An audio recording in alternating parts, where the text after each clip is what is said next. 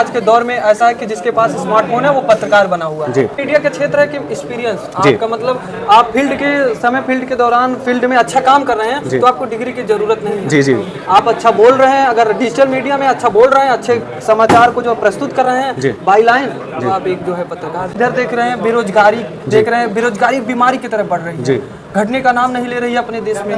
छोटी छोटी मुद्दा थी, किसी अन्य पत्रकारों को बुलाया जाता था तो उनको पैसा देकर बुलाया जाता था, प्लस खबर वहीं तक सीमित हो जाती थी, न्यूज़पेपर में छपी कुछ होती नहीं। तो कहीं न कहीं पत्रकारिता जो है वो रिस्कों से भरा हुआ है। पत्रकारिता क्षेत्र रिस्क है, आप जान ही रहे हैं कि आप खबर छापेंगे, अच्छा खबर छापेंगे, फिर भी आपके ऊपर ब्लेम लगा देंगे। मैं हूं प्रभाकांत पांडे और इस समय पर हमारे बीच में मौजूद हैं ब्रजेश गुप्ता जी। स्वागत है सबसे पहले आपका।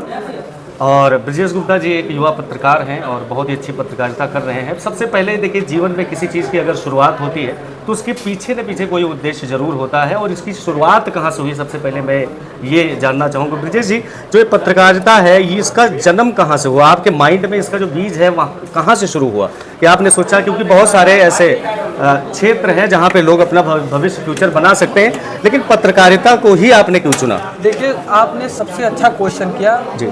सबसे पहले मैं सभी दर्शकों का धन्यवाद करूंगा और आपका खासकर धन्यवाद करूंगा जो आपने अहम चर्चा आज हमारे साथ करेंगे जी। तो आपने एक क्वेश्चन किया कि पत्रकारिता आपके दिमाग में कैसे आया कि आप पत्रकार बने, और हम आपको बता दें कि मैं साइंस के क्षेत्र में, इससे पहले पत्रकारिता से पहले मैं विज्ञान के क्षेत्र में पढ़ाई की हूँ। विज्ञान के क्षेत्र में मैं बीएससी जो है वंशवत विज्ञान से किया हूँ जी जी।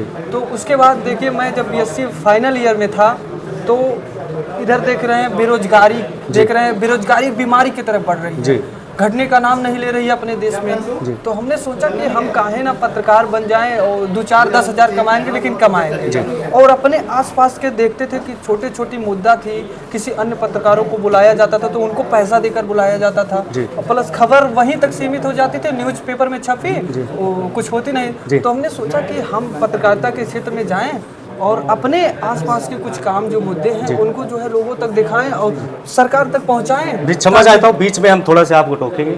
कहा जाता है कि आज के ज़माने में अधिकांश लोग उस क्षेत्र में जाना चाहते हैं जहाँ पे अच्छा पैसा हो, शोहरत हो, इज्जत हो और रिस्क भी उतनी ना हो। कहीं न कहीं पत्रकारिता जो है वो रिस्कों से भरा हुआ है, क्योंकि आप जो है जब मुद्दे उठाते हैं तो कहीं न कहीं जो उस तरह के मतलब जो लोग होते हैं, या चाहे वो पॉलिटिक्स में ले लीजिए, चाहे क्रिमिनल्स ले लीजिए, उन सभी के जब बातों को आप जो है उठाते हैं तो कहीं ना कहीं रिस्क होता है।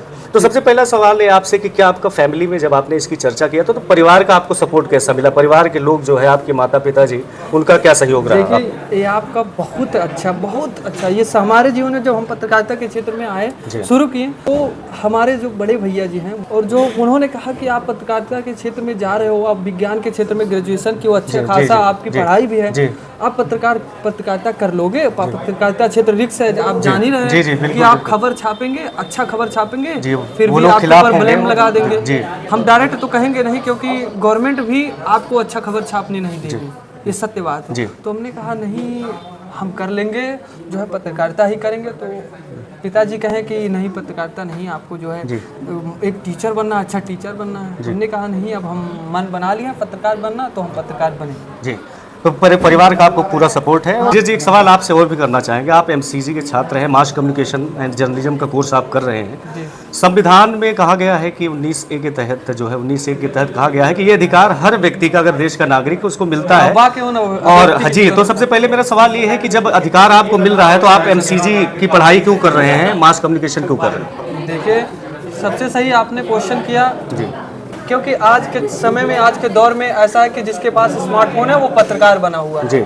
आप उसके आधार पे हम उदाहरण दे दें, आप झोला छाप डॉक्टर का नाम सुनिए जी, क्योंकि उसके पास किसी प्रकार की डिग्री नहीं होती है, वो जान जाता है कि इस बीमारी में ये दवा देना है, ये इंजेक्शन लगाना है, डॉक्टर बन जाता है जी।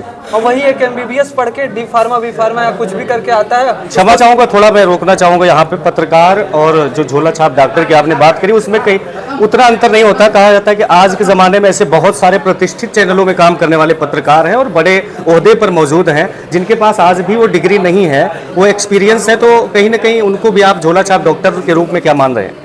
नहीं, आपने देखिए मीडिया का क्षेत्र है कि एक्सपीरियंस आपका, मतलब आप फील्ड के दौरान फील्ड में अच्छा काम कर रहे हैं तो आपको डिग्री की जरूरत नहीं है। जी जी।